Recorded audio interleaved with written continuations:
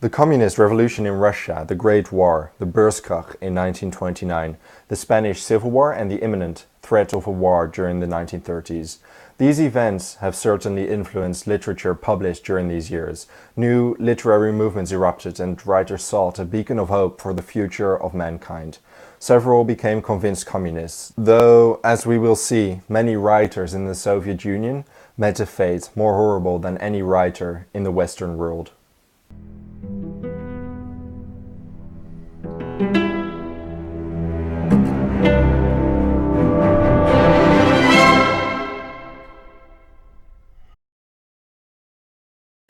The 1920s was a decade marked by self-conscious artistic experimentation. The literary world saw the following writers publish their distinguished works, though there are many others. T.S. Eliot with The Wasteland and the Hollow Men, James Joyce with Ulysses, Marcel Proust with À la recherche du temps perdu, and Ernest Hemingway with The Sun Also Rises. The writers of the modern movement sought a new movement in order to express the horrid conditions the 20th century had so far brought with it, both physically and psychologically. As the 30s came closer, the experimental movement started to fade as the world started to glide towards extremes on the political spectrum, and the threatening atmosphere did not spare the writer. The beurskrach in 1929 severely affected Europe and the world. Marxists proclaimed that capitalism had passed its peak, and now was the time for communists to unite in order to push capitalism over the edge. The Soviet Union, to many, was a beacon of hope, a new egalitarian society. The fact that the Soviet Union allowed no place for traditional freedoms that Western intellectuals ought to cherish was often neglected. In Western Europe, these values were threatened more directly by fascism, and the 1930s saw many writers turn to communism as a last option to defend human values. Looking back at this period, it is rather ironic. Spain's Civil War in 1936 at that time showcased a unique struggle between democracy and fascism. From all over the world, writers supported the side of the Spanish Republic. George Orwell even traveled to Spain to fight on the Republican side. But before that, pacifism and an aversion to war were widespread during the 20s and early 30s. In various countries where writers that had the sheer fortune to survive the Great War, they documented their experiences in novels and memoirs that emphasized the horrors and the futility of war. In the United States, Ernest Hemingway published A Farewell to Arms. England saw Siegfried Sassoon's Memoirs of a Fox-Hunting Man and Memoirs of an Infantry Officer, Robert Graves' Goodbye to All That, and Richard Aldington's Death of a Hero. In Germany, Erich Maria Remarque, Im Westen nichts Neues was published, a novel which describes a German soldier's extreme mental and physical stress during the Great War. Definitely a recommendation if you want to be able to picture what the war was like for young men. There was another German novel, Ernst Jünger's In Stallgewittern, that was published in 1929. This book was proof that the traditional stance towards war had not yet died out. It emphasized the righteousness of the Germans during the Great War and glorified the German soldiers' courage. The book concluded with a call for the military spirit and a yearning for the arrival of National Socialism.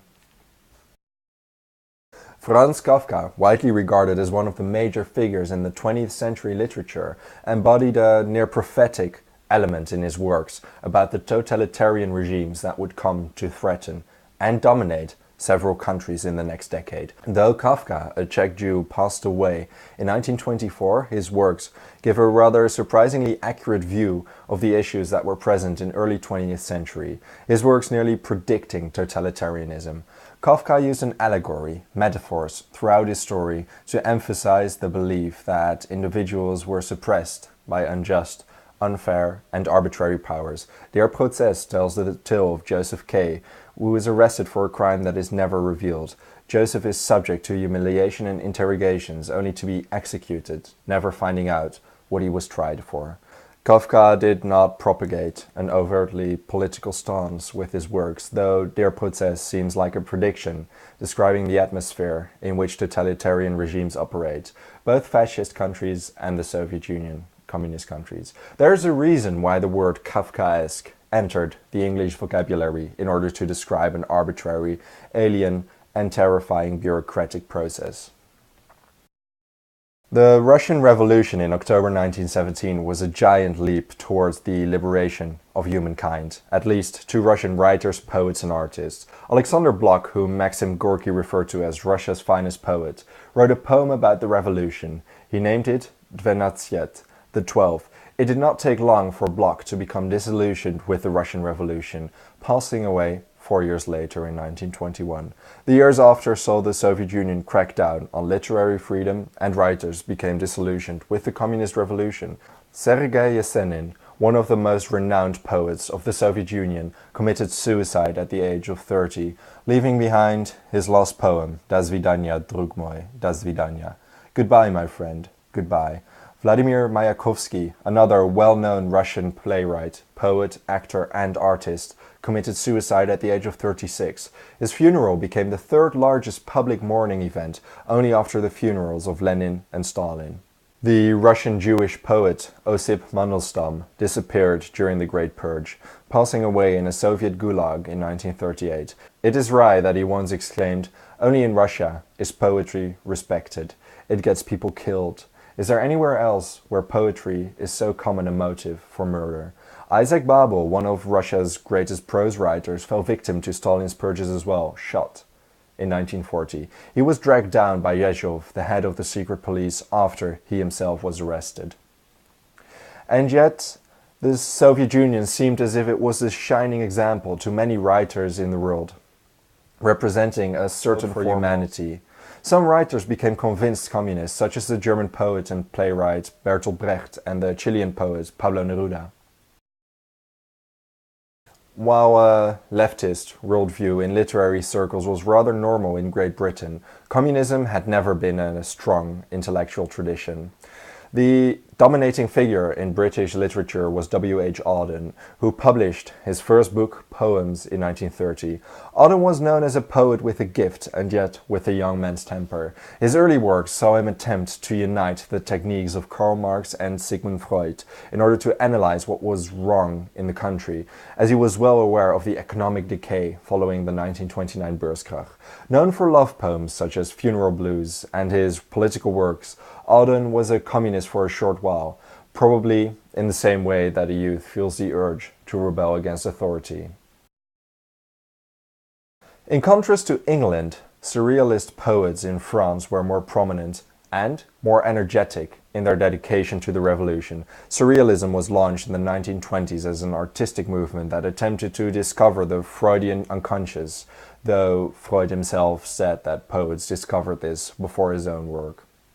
Surrealists wanted to blend the contents of unconsciousness with everyday reality in order to create a new super-reality that was akin to a dream. André Breton was a poet that embodied this style, and Salvador Dali's paintings are known to all of us.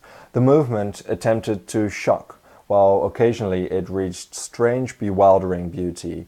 At its core, it was pestilent to the general literary standards. While Surrealism was not a French movement as a whole, Paris was the center of the movement, and the Surrealists became part of the French tradition of radical nonconformism, a tradition that always wanted to shock the bourgeoisie. During the 1930s, this movement was affiliated with the left wing, claiming that their own anti-traditionalist and anti-bourgeois feelings and their connection to a new reality corresponded in its core with the goals of political revolutionaries. Surrealist poets such as Louis Aragon and Paul Éluard were prominent communist intellectuals, though the French Communist Party did not really know what they had to do with these surrealists, and the French government, they had no idea either. It refused to organize a national funeral for Éluard, citing political reasons. Aragon later in his life became a literary bureaucrat of the Communist Party. Éluard was an outstanding lyrical poet whose art rose above his political affiliation. Prose demonstrated a similar awareness of the depressing and confusing times. Novelists that followed the tradition of naturalism were occupied with the situation of modern urban life. George Orwell was the representative figure of these novels in England.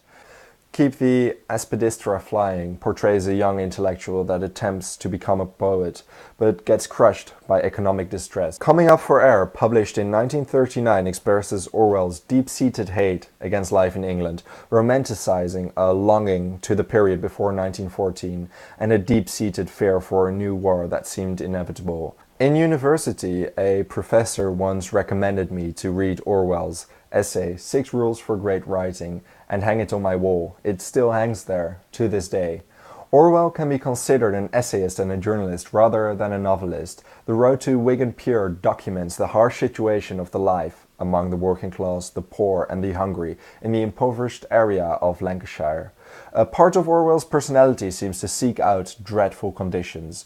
We can find this element in the works of Louis Ferdinand Céline as well. His novel, Voyage à bout de la nuit, shows us a saddening intellectual autobiography disguised as a novel. As in the works of Sassoon and Remarque, the main character, Ferdinand Bardamu, describes his experiences during the Great War. He paints the life that followed in Africa and as a factory worker in the United States, eventually returning to France, where he lived in misery and filth in a poor neighborhood of Paris. Despite the nasty elements of Céline's novel, it shows us a courageous chronic of surprising strength that accomplishes its task, describing and revealing many of the attitudes of his day. Contrary to other writers that had flirted with the left during these years, Céline had a fascination to the right, overtly supporting the Axis powers when the Second World War broke out. The American Ezra Pound, whose works, the cantos, are definitely worth an attempt to read, was a major figure in the early modernist poetry movement. Pound remains controversial and was already during his lifetime due to his anti-Semitism and overt support for both Mussolini and Hitler. Regardless, Hemingway wrote, "The best of Pound's writing, and it is in the cantos, will last as long as there is any literature." One of the most important intellectuals that rose in the 1930s was the French philosopher Jean-Paul Sartre. His first novel, La Nausée, published in 1938, was brilliantly constructed. He detailed the futility of modern city life, though the underlying thought of the novel was spiritual, not necessarily political or social. The novel precedes Sartre's influential philosophical works, where he describes us humans doomed to absolute and terrifying freedom, where nothing is preordained, thus anything is possible. The phrase existence precedes essence is associated with Sartre's philosophy. Human beings, through their consciousness, create their own values and determine a meaning for their life, because the human being does not possess any inherent identity or value. That identity or value must be created by the individual. This is contrary to, among other things, the belief of predestination, the doctrine that states that all events have been willed by God.